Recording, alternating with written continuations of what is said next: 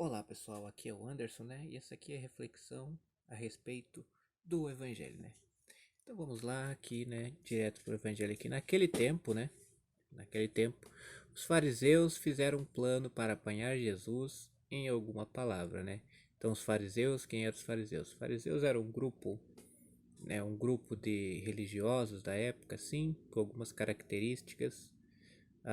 Uma grande característica, né, que o próprio Jesus sempre falava assim, era a tal da hipocrisia. Ele chamava sempre eles de hipócritas, né? Ou seja, eles pegavam a lei de Moisés, os ensinamentos das escrituras, mas ficava, por assim dizer, letra morta, né? Não tinha um espírito, né? Um espírito santo, né? Uma era prática por prática, né? E também davam mais valor à tradição do que à santificação dos atos, né? Essa assim uma característica, né, dos fariseus, né? Mas convém também lembrar aqui que assim, né, Jesus Jesus nunca ele censurava assim atitudes, né? Mas ele não assim não condenou, né? Nenhuma vez que Jesus, digamos assim, xingou, nunca foi para ofender, e sim para converter. Veio mostrar para eles algum ponto que precisava ser mudado, né? Assim como ele também fala a nós, né? Em diversas passagens, a depender do momento de vida, cada um recebe a palavra, né? De acordo com o momento da vida que está passando, né? Com as inclinações do coração, com os pensamentos que mantém, né? E Jesus vem através da sua palavra, né? Sempre mostrando os pontos que precisamos mudar. Então, né? Uma das acusações não bem acusação, né? Constatação, né? Jesus constatava e dizia, ó, hipocrisia aí, ó. Isso aí dá ruim no final, hein? Então eles fizeram um plano, eles agiam de caso pensado, né? Para quê? Para apanhar Jesus em alguma palavra, né? Dependendo do que ele dissesse, né? Podiam cair para cima dele, como diz, né? Aí eles decidiram fazer o plano, daí então fizeram aqui, ó. Então mandaram os seus discípulos. Eles eram um grupo, né? Os seus discípulos, junto com alguns do partido de Herodes. É partido, né? Política, né? Aqui diz a respeito de política, né? Alguns do partido de Herodes para dizerem a Jesus. Então, os seus discípulos iam dizer: Mestre, sabemos que és verdadeiro e que de fato ensinas o caminho de Deus. Né? Já chega assim, né? Bem, como se diz, doce, né? Já adocicando as palavras, né? Ó. Daí assim, ó, adulando, não te deixes influenciar pela opinião dos outros, pois não julgas um homem pelas aparências. Olhando para Jesus assim, eles, né, pensaram, não, nesse papinho assim, ó, ele vai cair já, inflando o ego dele, né, desse jeito, né, assim, né, não julgas, é verdadeiramente de Deus, né, ó, mostra o caminho de Deus. Então daí agora, daí eles vêm com a dúvida, né, então dize-nos, pois, o que pensas, né, ó, é lícito ou não pagar imposto a César? Porque o que que acontecia lá, né? O povo lá subjugado por pesados impostos dos romanos lá, né? Enquanto tinha o partido que era favorável, né? Digamos assim, à opressão, né? Pegava só parte dos impostos e permitia uma certa opressão, né? E tinha outro lado também que queria libertação, essa libertação do povo romano, né? Que achavam até que o Messias que ia vir ia libertar o povo da, da escravidão romana, da opressão romana, né, do Império Romano, né? Então daí por isso que dizem, é lícito ou não pagar impostos a César? Por quê? Porque se ele fala que é lícito, então daí já os fariseus, com uma perspectiva religiosa, já fala, aí ó, que israelita que é esse? Tá louco e tal. Já exclui, já diminui, né, todo o carisma que ele tinha, né? Já denigre todo ele, né? Já ia denigrir, né? E se ele diz que é lícito pagar imposto a César. Se ele diz que não, aí os herodianos já iam já para cima dele, já, como que você não, não aceita o imposto a César e tal, vamos pra cadeia, papapá, papapá, né? Ou seja, né, uma situação bem assim complicada, né? Muito sensível, né? Mas aqui, ó, no versículo 18 já aqui, ó, Jesus percebeu a maldade deles e disse, novamente aqui, ó, hipócritas, falam uma coisa, né? A, a aparência é uma, mas a intenção é oposta. Ó, hipócritas, falam uma coisa e faz outra. Por que me preparais uma armadilha? Né? Ele está perguntando, né? Por quê? Daí ele fala, mostrai-me a moeda do imposto. Aí eles vão lá e levaram-lhe. Então a moeda, tá, levaram. Jesus aí disse, né? De quem é a figura e a inscrição desta moeda? Eles responderam, de César. Jesus então lhes disse, dai, pois, a César o que é de César e a Deus o que é de Deus. Bom, então aqui ele faz, né, uma distinção assim, né? Dá a César o que é de César e a Deus o que é de Deus. César, assim, representando a política, né? Numa perspectiva de. Uma perspectiva boa da política, né? Que se preocupa com o bem comum, com a administração pública, né? Dos bens, das diversas relações que existem entre as pessoas, né? E também, assim, dá aí a Deus, né? O que é de Deus, né? Ou seja, assim, né? Com essa frase ele consegue sair das armadilhas deles, né? E assim, daí a pergunta volta para eles, né? Não uma pergunta, mas volta uma afirmação meio que, digamos assim, que faz eles pensar, né? Faz eles pensar, refletir. E sem contar também que, né, neutraliza o plano que eles tinham. Então tá certo. A respeito desse versículo aqui, né, do Evangelho de São Mateus, do capítulo 22, versículo 21, o catecismo, ele tem um ponto que ele fala desse versículo aí. Tá aqui, ó, o catecismo e tal, né? Ó, a comunidade política e a igreja. Temos ali o número 2242, né? Ó. Ele fala ali sobre que o cidadão não é obrigado a obedecer uma autoridade civil, né?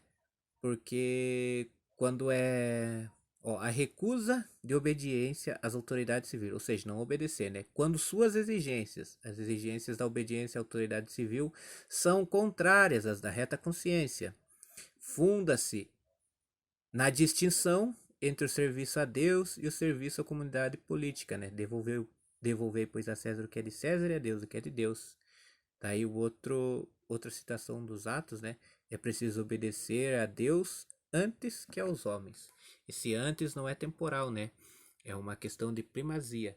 É primeiro obedecer a Deus, que a vida do cristão é obedecer a Deus, certo? Porque a extensão do quarto mandamento também, o quarto mandamento honrar pai e mãe, ele tem também a extensão dele é a autoridade, né? Quando somos pequenos, somos submetidos à autoridade do pai, da mãe, da avó, da tia, né? Ou do responsável a quem Deus nos confiou. E por extensão também, devemos respeitar a autoridade, né? Porque o próprio Jesus disse, né? Quando estava lá na frente de Pilatos, né? Pilatos perguntou: não sabe que eu tenho autoridade para te livrar da morte ou te condenar? Daí Jesus responde, né? Mas quem te deu essa autoridade foi Deus. Não foi com essas palavras assim exatamente, né? Mas esse é o sentido, né? É Deus quem dá autoridade, né? E também que acontece? Sem descontextualizar aqui, né? Isso não é uma descontextualização, né? Não é uma perversão de sentido, uma mudança de sentido aqui, ó. Dai, pois, a César o que é de César e a Deus o que é de Deus.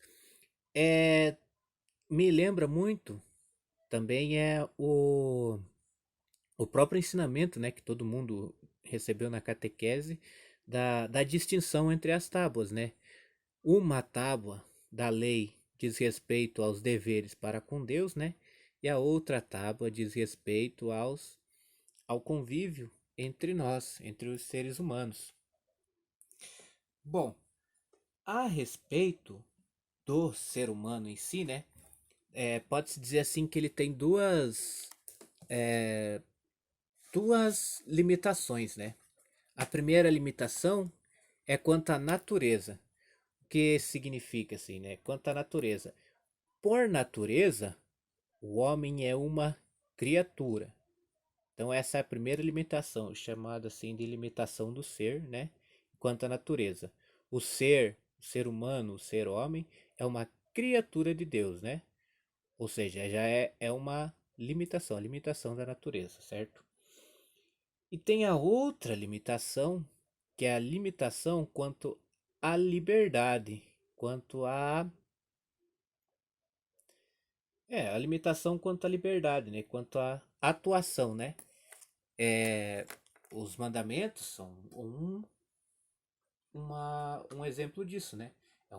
Não é que é um cerceamento da liberdade, mas é uma limitação da liberdade, é uma segurança, né, para não realizar ações ações ruins, né? Porque a nossa capacidade permite, né, realizar ações boas ou ruins. Então, o cristão vive nos mandamentos para realizar o bem, porque isso é o caminho que Deus escolheu para o ser humano, realizar o bem, viver no amor e em comunhão com Ele. A respeito daí do primeiro mandamento da lei de Deus, amar a Deus sobre todas as coisas, né? Existe também um parágrafo aqui do catecismo, que eu deixei separado aqui, que é o seguinte aqui, ó. Deixa eu achar, peraí. Aqui, encontrei. É o número aqui, ó, 2096 aqui, ó. A adoração é o primeiro ato da virtude da religião. Adorar a Deus é reconhecê-lo como Deus, como o Criador e o Salvador, o Senhor e o dono de tudo que existe, o amor infinito e misericordioso. Adorarás o Senhor teu Deus e só a ele prestarás culto, diz Jesus citando Deuteronômio, livro da Bíblia, Deuteronômio, né? Adorar a Deus é no respeito e na submissão absoluta reconhecer o nada da criatura, ou seja, eu acabei de falar, né, a limitação quanto à natureza do homem, né, a qual não existe a não ser por Deus, ou seja, Deus criou, né? Se não fosse Deus, não haveria nem existência. Adorar a Deus é como Maria no Magnífica, que é o canto que ela faz depois de visitar Isabel lá, né? Ela visita Isabel, a passagem foi lá visitar Isabel e daí depois ela faz um canto de ação de graças, né? Ó, louvá-lo, exaltá-lo e humilhar-se a si mesmo, confessando com gratidão que ele fez grandes coisas e que seu nome é santo. A adoração do Deus único liberta o homem do fechamento em si mesmo, da escravidão do pecado e da idolatria do mundo, certo? Então tem isso, tem uma outra passagem também aqui no Gênesis que é bastante interessante, né? Que é aqui, ó, diz respeito à queda, né, do homem. É Gênesis 3, 5, né? Capítulo 3, ó, versículo 5, né? Ó, mas Deus, depois que da conversa da Eva com a serpente, né? Então aqui, ó, mas Deus bem sabe que no dia em que dele comerdes, vossos olhos se abrirão e sereis como deuses, conhecedores do bem e do mal. Bom, Deus deu o mandamento, né? E daí deu o preceito, conselho, mandamento para Adão, para ele não comer da árvore do jardim do conhecimento do bem e do mal, né? Aí Eva é tentada, come, né? Mas o que essa imagem transpassa? Essa imagem transpassa é um Deus ciumento, né? Que vocês não podem comer, a, vocês não podem comer o fruto do conhecimento do bem e do mal, porque Deus sabe que ele vai perder a primazia dele. Por isso que ele não quer que vocês comam. Na mentira, já acusa Deus de mentiroso, né? O que é uma contradição, porque Deus não pode enganar-se nem enganar os homens. Deus não mente, toda a palavra de Deus é verdadeira. Então, tá, né? Essa imagem já. A imagem errada de um Deus ciumento que tem medo de perder os poderes já foi falada também. Tem a questão aqui da idolatria também, que eu deixei separado aqui. Deixa eu achar aqui, só um minuto. Achei aqui, ó, o número 2112, né? Primeiro, uma definição mais assim clara, né? Ó, assim, né, ó. A idolatria não diz respeito somente aos falsos cultos do paganismo. Ela é uma tentação constante da fé. Consiste, ó, no que consiste a idolatria? Consiste em divinizar o que não é Deus. Existe idolatria quando o homem presta honra e veneração a uma criatura no lugar de Deus. Quer se trate de deuses ou de demônios, por exemplo, o satanismo, quer também, né, trate como Deus o poder, trate como Deus o prazer, né? Trate como Deus a etnia, trate como Deus os antepassados, o Estado, o dinheiro, etc. Não podeis servir a Deus e ao dinheiro, diz Jesus, né? Aí que ele também relata que numerosos mártires deram a vida porque não se renderam à idolatria, né? Que é pecado contra o primeiro mandamento. A falta contra o primeiro mandamento. As outras faltas, né, contra o primeiro mandamento, digamos assim, de uma maneira bem, né, bem bem rápida assim, né? Só o terceiro item, ó, não terá outros deuses diante de mim, né? O primeiro mandamento proíbe prestar honra a outros fora o único Senhor, proíbe a superstição e a irreligião. A superstição representa, de certo modo, um excesso perverso de religião. A irreligião é um vício oposto, por deficiência à virtude da religião. A virtude da religião consiste em dar a Deus o que é de Deus, dar a Deus, né, o devido culto, o devido reconhecimento quanto Deus, a honra, a glória, né, o amor, né, tudo que diz respeito a Deus, né, manter assim limpo, né, manter e como que mantém-se limpo, né? Sendo fiel ao evangelho e à tradição da Igreja Católica Apostólica. Então, é isso, né, pessoal? Alguns pontos que eu levantei aí da reflexão do evangelho desse domingo aí. E é isso, agradeço por assistir. Fica um pouco longo porque eu não tenho muita prática de falar, né? E isso que ainda que eu vou pausando o vídeo em alguns momentos, assim, cortando o silêncio, né? Mas assim, né? As coisas demoram mesmo assim para ficar claras, né? Eu tento ser sempre o mais claro possível. E é isso. Obrigado por assistir e até a próxima.